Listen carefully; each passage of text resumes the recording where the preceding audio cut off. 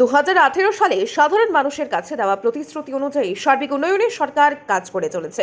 এই প্রতিশ্রুতিরই ফলস্বরূপ বর্তমানে তেলিয়ামুড়ার করইলং, বড়লুঙ্গা শিবির, ঘনিয়ামারা, বিবেকানন্দ গ্রাম পঞ্চায়েতের 4, 5 ও 6 নম্বর ওয়ার্ড এলাকার সাধারণ মানুষের যোগাযোগ ব্যবস্থার উন্নয়নের জন্য 49 লক্ষ টাকা পেয়ে জাতীয় সড়ক সন্নিহিত ছড়ার উপর একটি ব্রিজ নির্মাণ করা হচ্ছে। নবনির্মিত এই ব্রিজ পরিদর্শনে যান তেলিয়ামুড়ার বিধায়িকা কল্যাণী সাহারায়ের নেতৃত্বে এক প্রতিনিধি দল। পরিদর্শনকালে সংবাদ মাধ্যমের সঙ্গে কথা বলার সময় বিধায়িকা বলেন, সরকার সাধারণ মানুষের প্রতিশ্রুতি রক্ষা করতে অঙ্গীকারবদ্ধ। এই ব্রিজ তৈরি হলে এলাকার যোগাযোগ ব্যবস্থার উন্নতি হবে এবং একই সঙ্গে আর্থ সামাজিক ব্যবস্থার মানও বৃদ্ধি পাবে। এলাকাবাসীর দীর্ঘদিনের দাবি পূরণের পথে এই ব্রিজ গুরুত্বপূর্ণ ভূমিকা রাখবে বলে মনে করছেন স্থানীয়রা। বহু বছর ধরে এই সেতুর দাবি উপেক্ষিত থাকলেও বর্তমানে নির্মাণ কাজ প্রায় শেষের পথে, ফলে খুশির আবহ দেখা গেছে এলাকাবাসীর মধ্যে। সরকারের উন্নয়নমূলক কার্যক্রমকে সাধুবাদ জানিয়ে স্থানীয় বাসিন্দারা জানান, নতুন সেতু চালু হলে তাদের যাতায়াত সহজ হবে এবং অর্থনৈতিক কর্মকাণ্ডেও গতি আসবে।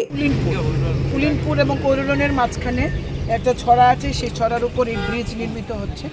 2018 সালে আমার কমিটমেন্ট ছিল এলাকার মানুষ যারা মজদুর, যারা কুমোর মাটির জিনিসপত্র বানায়, তাদেরকে অনেকটা ঘুরে বাজারে যেতে হতো, বা কৃষিজীবী মানুষ তাদেরকে অনেকটা ঘুরে বাজারে আসতে হতো।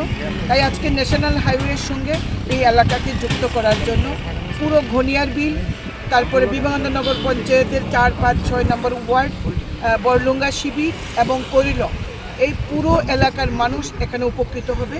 যারা প্রায় 1-1.5 কিলোমিটার 2 কিলোমিটার ঘুরে মেইন রোডে উঠতে হতো, আজকে এই ব্রিজটা হওয়ার পরে এখানকার মানুষ সরাসরি 2 থেকে 3 মিনিট 4 মিনিটের মধ্যে ন্যাশনাল হাইওয়ের সঙ্গে যুক্ত হতে পারবে।